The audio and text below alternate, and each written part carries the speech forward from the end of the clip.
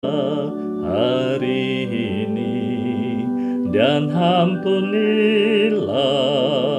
kesalahan kami seperti kami pun mengampuni yang bersalah kepada kami, dan janganlah masukkan kami ke dalam pencobaan,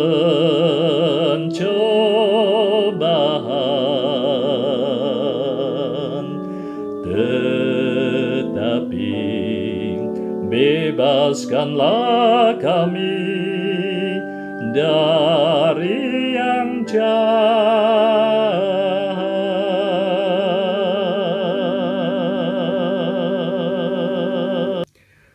Selamat berjumpa kembali dengan Romo Antonius Dwi Cahyono, SVD. Terima kasih untuk Anda yang terus mendukung pewartaan Sabda Tuhan dengan mensubscribe channel ini dan membagikannya kepada yang lain. Bagaimana kabar Anda? Semoga Anda semua, sobat-sobat Lumen, dalam keadaan sehat dan tetap semangat. Sobat Lumen yang terkasih, mari kita mendengarkan firman Tuhan dari Injil Suci menurut Santo Lukas bab 6 ayat 27 sampai dengan ayat 38. Firman-Mu pelita bagi kakiku, terang bagi jalanku. Firman-Mu pelita bagi kakiku, terang bagi jalanku.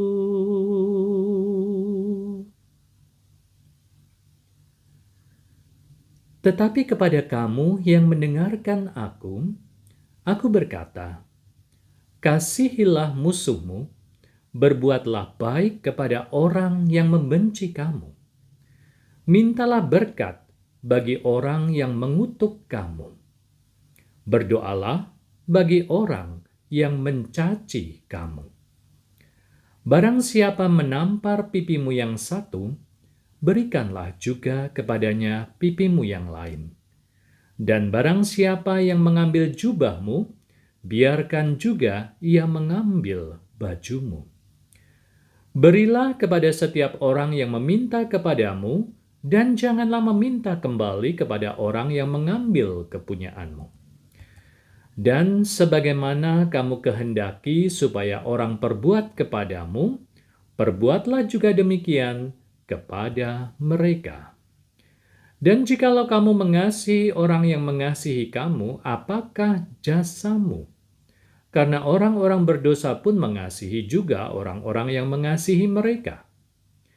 Sebab jikalau kamu berbuat baik kepada orang yang berbuat baik kepadamu, apakah jasamu? Orang-orang berdosa pun berbuat demikian. Dan jikalau kamu meminjamkan sesuatu kepada orang karena kamu berharap akan menerima sesuatu daripadanya, apakah jasamu? Orang-orang berdosa pun meminjamkan kepada orang-orang berdosa supaya mereka menerima kembali sama banyak.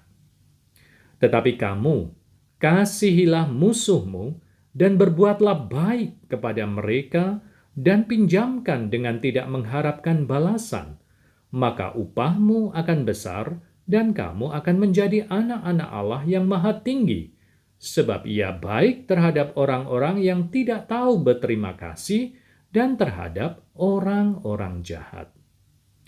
Hendaklah kamu murah hati sama seperti Bapamu adalah murah hati.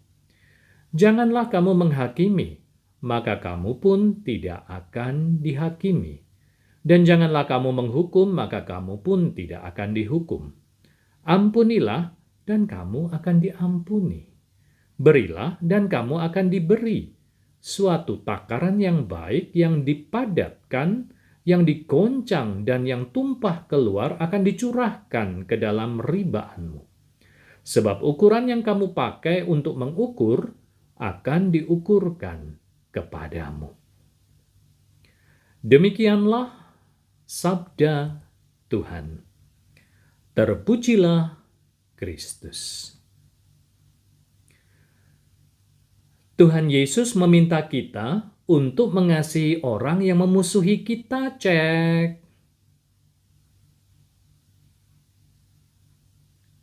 Marah, sakit hati, dendam. Kita semua pasti pernah mengalami hal itu. Sebagai manusia tentu kita memiliki pertahanan diri untuk bisa hidup. Karena memang kehidupan adalah hak dasar setiap makhluk hidup. Marah itu bisa berasal dari dalam diri kita, seperti stres, depresi, ataupun juga bisa berasal dari luar seperti cuaca panas, gangguan suara, dan sebagainya yang membuat kita menjadi marah. Demikian juga dengan relasi kita dengan sesama, terkadang bisa menimbulkan perselisihan yang membuat kita sakit hati, bahkan sampai timbul rasa dendam. Sobat Lumen yang terkasih, Tuhan Yesus itu sungguh Tuhan, karena Dia mengajarkan sebuah ajaran yang memang bukan berasal dari manusia.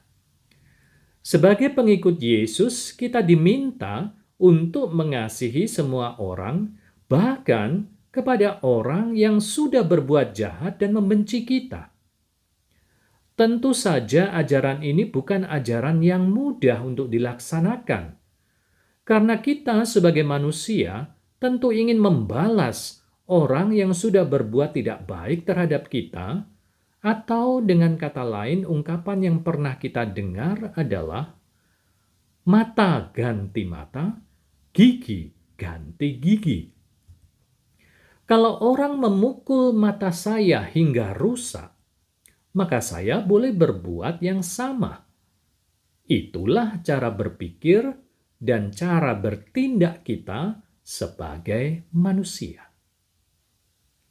Sobat Lumen yang terkasih, mengasihi orang yang berbuat jahat terhadap kita berarti kita tidak mau membalas kejahatan dengan kejahatan. Apakah itu mungkin? Hal ini mungkin saja, tetapi harus kita akui bahwa hal ini sangatlah tidak mudah. Dan untuk itulah sebenarnya kita, para pengikut Yesus ini dipanggil. Yesus itu Tuhan, maka ajarannya tentu ajaran Tuhan dan bukan ajaran manusia. Maka kalau kita mau mengikuti Yesus, berarti kita harus berani memikul salib. Maka untuk menjadi orang Katolik juga kita bisa lihat ternyata tidak mudah. Proses katekumenat untuk menjadi seorang Katolik saja bisa memakan waktu kurang lebih 1 tahun. Hal ini mau menunjukkan bahwa proses mengikuti Tuhan Yesus adalah proses yang panjang dan memang tidak mudah. Kita harus siap untuk jatuh dan bangun lagi dalam proses mengikuti Tuhan Yesus. Sobat Lumen yang terkasih, mengasihi orang yang berbuat jahat terhadap kita bukanlah tindakan berdasarkan emosi semata.